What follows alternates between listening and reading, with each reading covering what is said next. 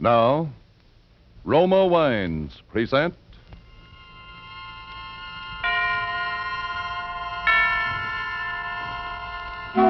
Suspense.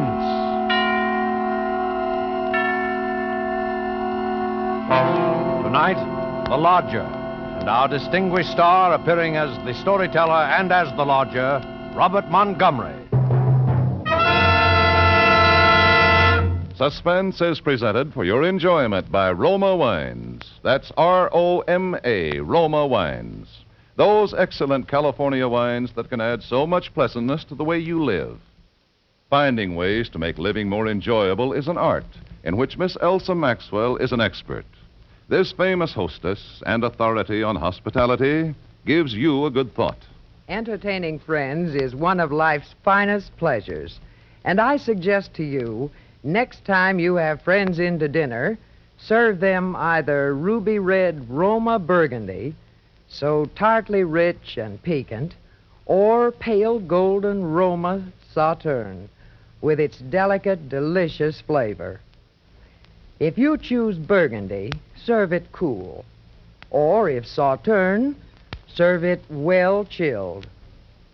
Use any glasses you have and serve whichever one you like best with any food. I happen to like Burgundy with the richer meat dishes, Sauterne with fowl, fish, or the like. But you follow your own tastes, and you'll be perfectly correct. The main point is, serving these wonderful Roma wines is a delightful compliment to your friends and a great addition to the enjoyment of meals.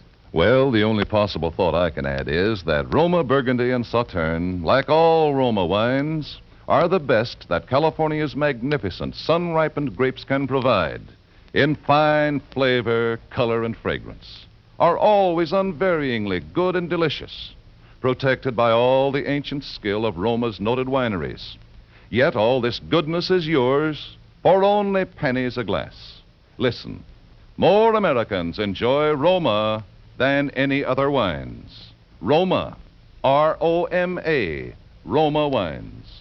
Yes, right now a glassful would be very pleasant, as Roma wines bring you Suspense. This is the Man in Black, with a few words concerning London in the year 1888. A London terrorized by the fifth in a succession of recent murders. Murders of young, attractive women. The unknown killer at large and little else absorbed the horrified imagination of the great city, of all those in fine quarters and all those in small, grimy houses. As, for example, Ellen Bunting. Ellen was no different from all the other middle-aged housewives dwelling in squalid Whitechapel. She knew all the known facts of the case. As that artful storyteller, Mr. Robert Montgomery, will tell you, Ellen knew it was quite proper to refer to this wielder of the knife as the Avenger.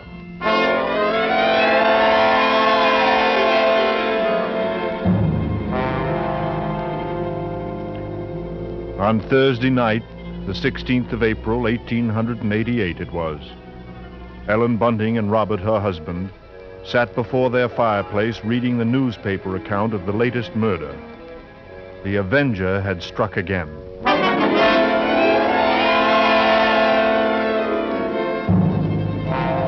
As Ellen expressed it, he might be anybody. He might be the fellow you pass on the street. The fellow standing next to you. The man you bump into. Oh, it's a terrible thought. Yes, if only the police had something to go on. But it looks like the Avenger's just too quick for them. Look, it says here that this girl he got last night was like all the others. Pretty, blonde, and, let's see, described by her friends as a very light-hearted girl. Oh, what a pity. Did you ever stop to think who fits that to a T? In fact, fits all those girls? Why? My own Daisy. Yes. Well, maybe it's a good thing she's with her aunt instead of here. London ain't a safe place for any girl right now. Just the same, I can't help thinking how fine it'll be to have her back. Now, Bunting, you know that Daisy seems just as much my own daughter as she is yours. But I'm telling you, there's no sense even thinking about having her back right now. We just can't afford it. I know that, Ellen, only, well, Maybe we could manage it some way and... How? Haven't I scrimped myself half crazy trying to keep us going? But you don't care about that, do you? Oh, no, your Daisy's more important to you than I am. No, And Ellie, we that haven't don't had a sound like lodger you. for months. Nobody even comes to look at the room anymore, and... Oh, I'm sorry, Robbie. I didn't mean to take on so. Oh, no, Ellen, it's all right. Well, don't you go worrying another second, old girl. First thing you know, you won't be pretty no more. Why, you'll have your face all wrinkled. Now, see here, Bunting. Oh, come on now. Let's see a smile. Come on, just one. Oh, leave me alone. I won't have... Oh, get on with you. Now, who do you suppose that could be? Awful late for visitors. Bunting. Do you think it could be somebody looking for rooms? Why, it might be. You want me to go to the door? No, I'll go. You just stay in here. And I'll be sure to get a good look at who it is before you let him in, dear. I'm coming. Oh, I do hope that it's... Yes, sir? Is it not true that you let lodgings? Yes, sir. Won't you come in, sir? Thank you. Could I take your cape, sir? There's no need. Now, I am just looking for a quiet room. It must be quiet. Oh, we have that, sir. Above all, our house is quiet. Your bag, sir. May I take it? No. I'll hold it.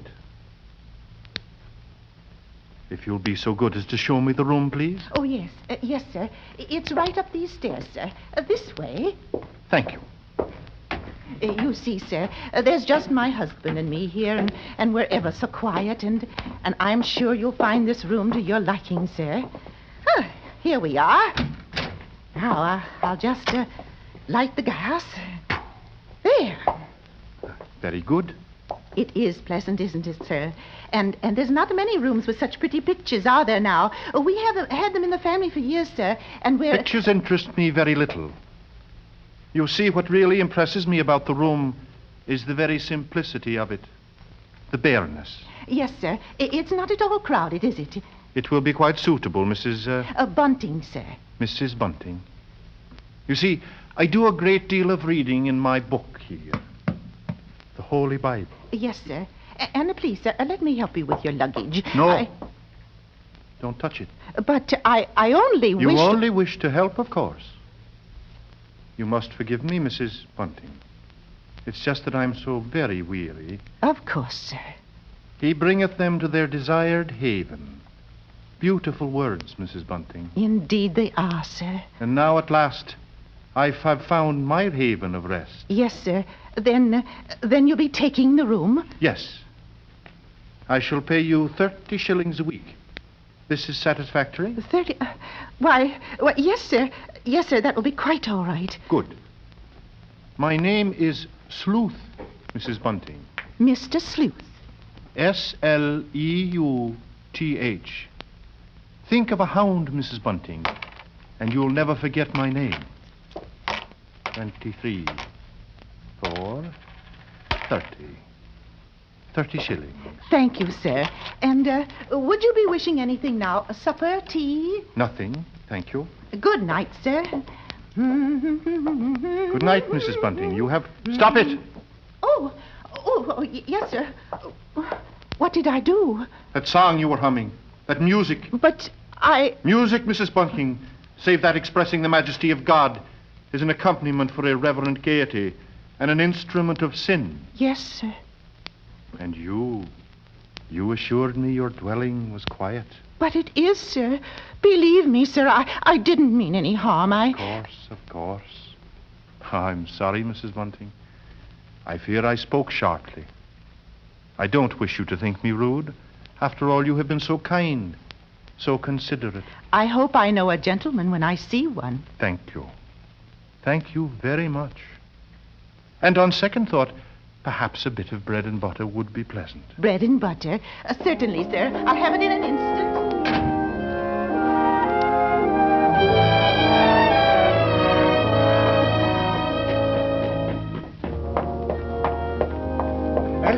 Ellen, did he take the room? Come into the kitchen where he won't hear us. Ellen, he took it. He took the room. Yes, Robbie, we're all right now. Look, 30 shillings a week in advance. Oh, it's wonderful, wonderful. Ellen, do you see what this means? Yes, you can have Daisy now. Here, Bunting, hand me that dish. Right. Do you know something, old girl? We're not going to worry too much about Daisy being in danger of that Avenger fellow. Whatever do you mean, Robbie? Well, she's not one for dancing, you know, or any kind of like entertainment. What's that to do with it, please? Something I read here in the paper while you was with the gentleman. They found out that every one of the Avengers' victims had just come from a dancing party or a music hall. What a peculiar chap. Now hurry, Bunting, please. Two thoughts only governed Ellen's mind. The lodger's light supper and her own good fortune at having such a lodger. She started up the staircase to his room. Oh.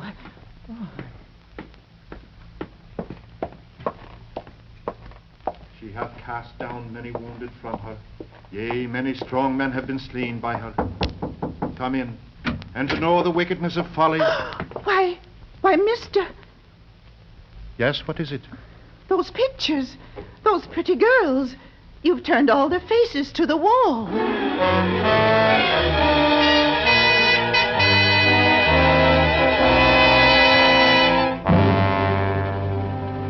And that maneuver, that strange action, was the beginning of Ellen's concern. The day following, the lodger did not leave the upstairs room once, nor did he leave the next day. And the oddness of this occurred to her, and the approaching arrival of Daisy, her stepdaughter, added to her concern. On the second night, her sleep was restless with vague, disturbing images. And so when she heard the first stealthy footsteps outside her bedroom, she was instantly awake. Oh, Tensely, she followed those steps down the stairs, down the hallway. She heard the front door open and then click shut. Utter stillness fell upon the house, and outside the streets were so silent she could hear distinctly the clock from a church tower a mile away toll the hour.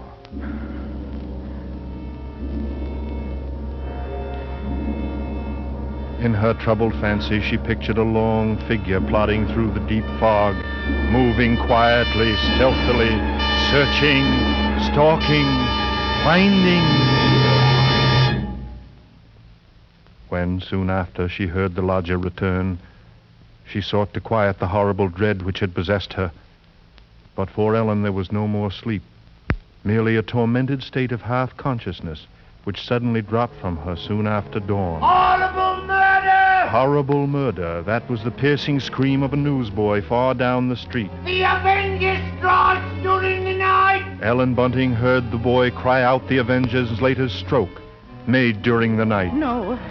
Extra special horrible murder at King's Cross!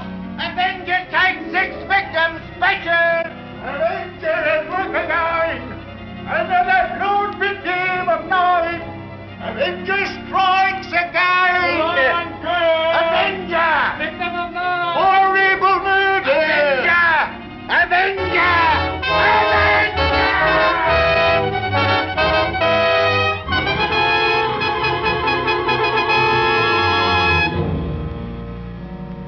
Ellen's first glimpse that morning of the gray-faced lodger brought the sleepless night's terror full to the surface. But on the next instant, she saw the pitiable, helpless weariness in his eyes, and curiously, the terror began to pass. She found that she was hoping desperately that her fears were unfounded. To lose 30 shillings a week, perhaps because of a mistake? No. She must be certain, before she spoke to a soul. She knew that there was one thing she must examine, the lodger's single piece of luggage. What could it hold? Not much in the way of clothing, surely. It was too small, too narrow. It was more like a case. A case for a knife.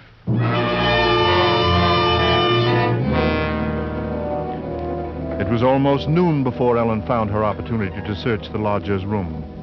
Soon after Bunting left to meet Daisy, Ellen watched the tall, thin figure in the black Inverness cape disappear down the street. And then she rushed upstairs and into the room. Quickly, she moved to the closet. It was no different than it had always been, utterly empty. She went then to the chest of drawers against the wall. She opened the top drawer and found nothing inside but a frayed shirt, 2 handkerchiefs. The next drawer, underclothes, socks. The next, empty. There remained, then, only one possible place for the small, narrow bag. The bottom drawer. And it was locked. Tugging at the drawer, she heard suddenly the opening of the front door downstairs. Panic-stricken, she rushed out of the room and down the hall to the head of the stairs. You're upstairs, Ellen? Oh, look, Ellen! Daisy's here! Oh, it's so good to see you, and... Whatever's the matter? Yes, you've gone quite white. Oh, well, I'm all right. I wasn't expecting you so soon. Oh, you don't know how fine it is to be back again, Mother Ellen. The country's all right in its way, but there's nothing like London now, is there? No, there isn't. Well, as long as that Avenger's about, I can see we're going to have to do something to keep this young lady indoors, London or no London. Don't you worry. Mother Ellen will see to that. Well, Daisy, I might as well get you settled. Oh, you see, Father, what I tell you. She'll have a dust cloth in my hand before I got time to take my coat off.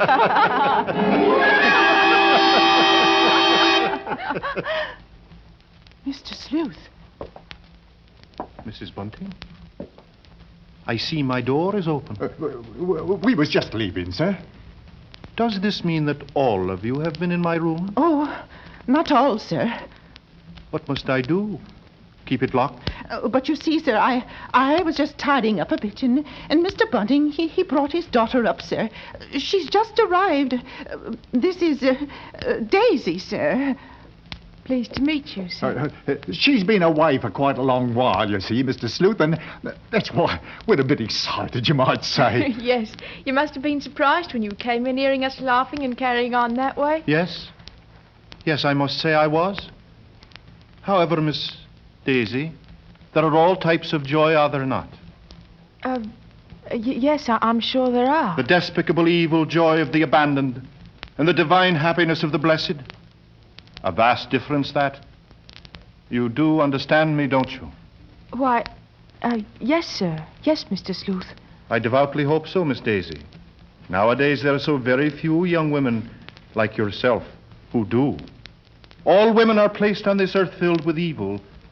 They therefore must struggle constantly to find the paths of righteousness. Why, Mr. Sleuth, you mean a girl's not to enjoy life at all? Not to have fun? Frivolity, my child, is the devil's breeding ground. All his implements are there. Pleasure, impropriety, the temptation of music, dancing. Oh, that's crazy. Why, there's nothing I like better than an evening of dancing. You dance? She didn't know what she was saying, Mr. Sleuth. Just a child. And Daisy, you know you've never been one for dancing. You never even learned how to. But I did learn, Mother Ellen, while I was away. And what's so wrong about it? What's the harm in just a nice dance? She lieth in wait as for a prey, and increaseth the transgressors among men. I don't know what you mean. I never heard such nonsense. You call Holy Scripture nonsense? So, what I prayed against is true. You are beyond salvation. That's not so. I'm a good girl, and I won't have you saying that. Daisy, go into the front room. It's quite all right, Mrs. Bunting. I must be going upstairs anyway. I'm used to being misunderstood, you know. People never realize that my efforts are simply for the greater good of humanity. Of course, sir. And that the power on high will direct my hand toward the expulsion of all evil. Beautiful words. Beautiful words.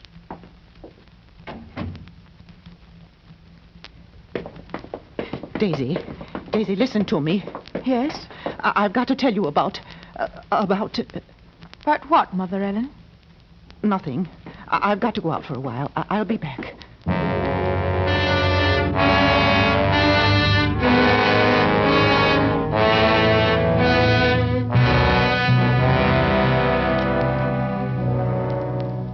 At that moment, Ellen had been determined to pour out her terrible suspicions.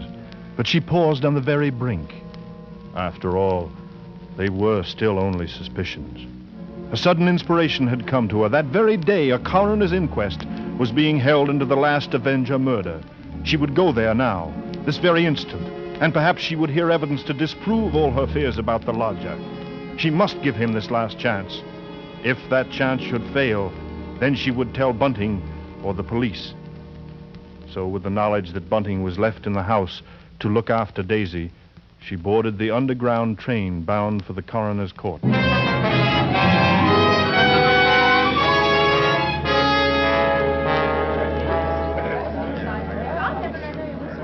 Ellen, seated at the rear of the inquest room, listened to each of the witnesses, and from one of them she found the first hope she had known for many days. This witness claimed to have seen the Avenger from her window, and the man she described in no way resembled Ellen's lodger. But in another moment, Ellen's hope was swept away. It was pointed out that the fog had been so heavy that night that the witness could not possibly have seen the murderer from her window. The next witness was a Mr. Cannot. This elderly gentleman was certain that he had not only seen but talked with the Avenger. It was in Regent's Park, he testified. Only a few moments before the murder, Mr. Coroner, when I saw him. He was quite a tall man, very gaunt-looking, and carrying a handbag. A handbag, you say? Yes, a small, narrow one. Just such a bag, I might add, as might contain a knife. A knife? He had rather an hesitating voice, an educated man, I should judge, but quite mad. What do you mean by that? Well, as he emerged from the fog, he was talking aloud to himself. And believe me, sir, he was reciting scriptures from the Bible.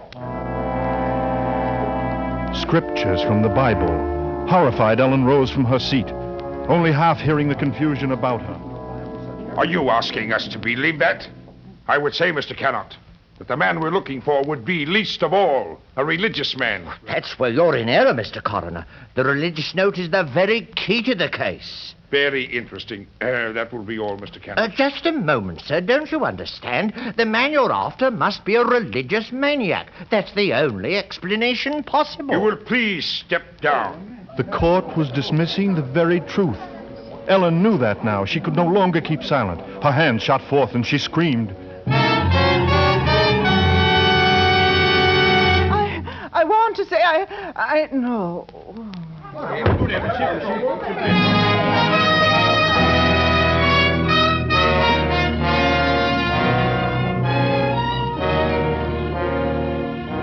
On the verge of speaking, she had fainted. And then when Ellen was revived a few minutes later, she said nothing. Her brain was in too great a turmoil, her nerves too shocked. Like one in a dream, she allowed herself to be led from the courtroom. And then she made her way toward the underground. A faint, distant rumble of thunder never even reached her consciousness.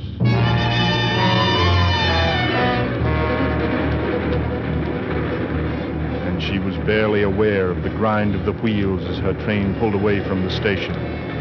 Then, with the force of a mighty blow, the full realization struck her. No doubt any longer. Mr. Sleuth, her own lodger, was the murderer. He was the Avenger. The Avenger. The Avenger. The Avenger. The Avenger.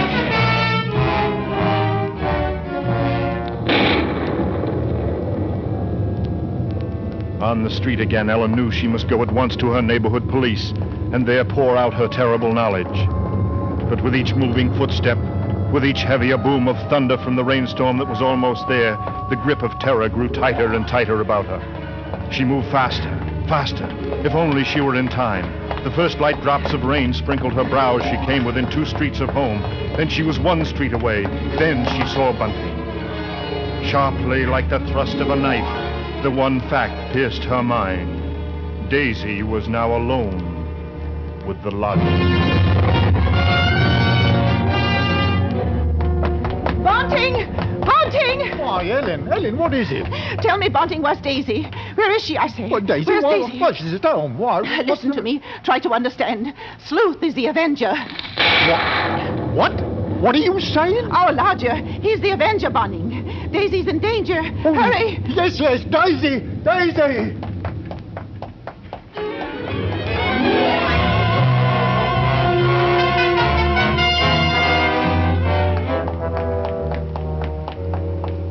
Here we are, Bunting. Daisy! Daisy! Daisy! Where are you? I'll look in the kitchen, Bunting. You try the sitting room. Daisy! Daisy! Where are you, Answer me, Daisy! Daisy! Oh, yeah, let's try the bedroom. Oh, she's not there. What about the dining room? I looked. She's not there. She's not downstairs. Then there's just his room.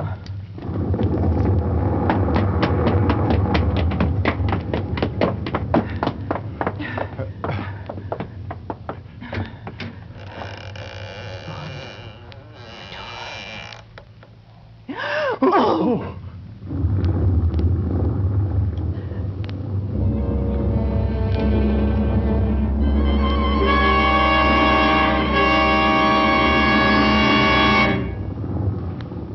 If I forget thee, O Jerusalem, let my right hand forget her cunning. And now hear me, O Lord. Daisy! I have not forgotten. I am ready. The knife. He's got the knife. Ready to smite thine enemy. For man born of woman is born unto trouble, and I shall cleanse thy kingdom on earth. Yea, I shall show her thy wrath from heaven. No! Stop! Speak, O Lord. Daisy! I am ready. The power on high will direct the expulsion of evil. Yes, yes, O Lord. Thy servant heareth. And now...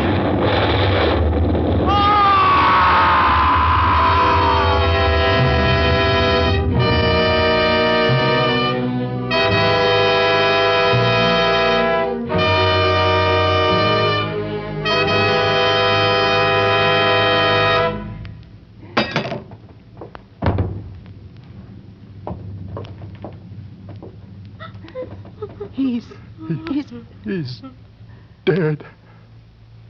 Daisy! Come to me, Daisy!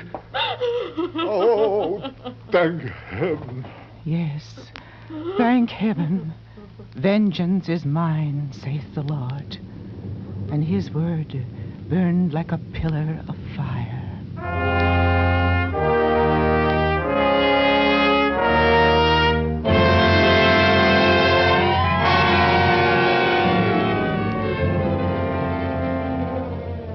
Death by act of God. Thus the final entry in Scotland Yard's record of the famous Avenger case. Yet, curiously enough, there were those at the Yard who were never quite sure, never entirely convinced that Mr. Sleuth was indeed the Avenger, any more than Mrs. Belloc Lowndes, who novelized the case, was convinced. There are those who will tell you that the real Avenger, a tall man clad in black, a man almost exactly like Mr. Sleuth, left England and came to America to live in a town near yours. He would be quite old now, but it may be true. Yes, perhaps, as it is written in Holy Scripture, he did fly upon the wings of the wind to walk as a stranger in many lands. Hast thou found me, O mine enemy? Beautiful words, those. Beautiful words. Don't you think?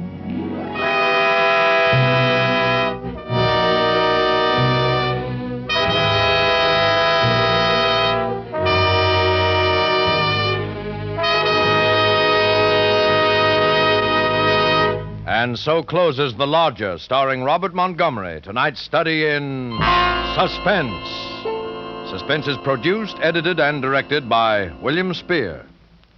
In everything she says about enjoying Roma wine when entertaining and with everyday meals, Miss Elsa Maxwell holds out for simplicity and common sense. I've often been a guest in great homes abroad, where enjoyment of good wines is as much a part of life as eating. And I tell you, the kind of glasses in which you serve your Roma wine is completely unimportant. Just use any glasses you have. Serve whatever Roma wine you like, with whatever food you prefer. That is smart, simple, and always a delight. The important thing, Miss Maxwell says, is to have Roma wine and enjoy it regularly. Roma wines are California's finest, always extra good, unvaryingly fine in flavor and quality, yet only pennies a glass. So don't miss this simple, easy, enjoyable addition to daily living. Remember, more Americans enjoy Roma than any other wines.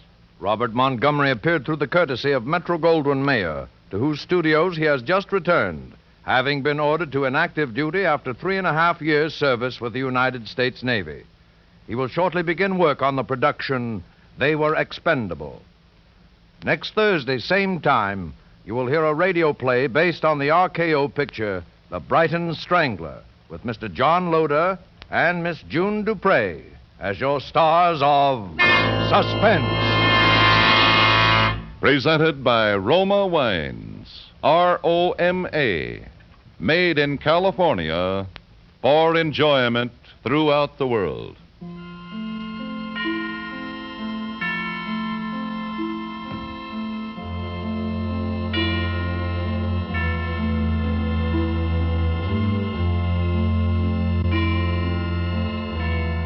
This is CBS, the Columbia Broadcasting System.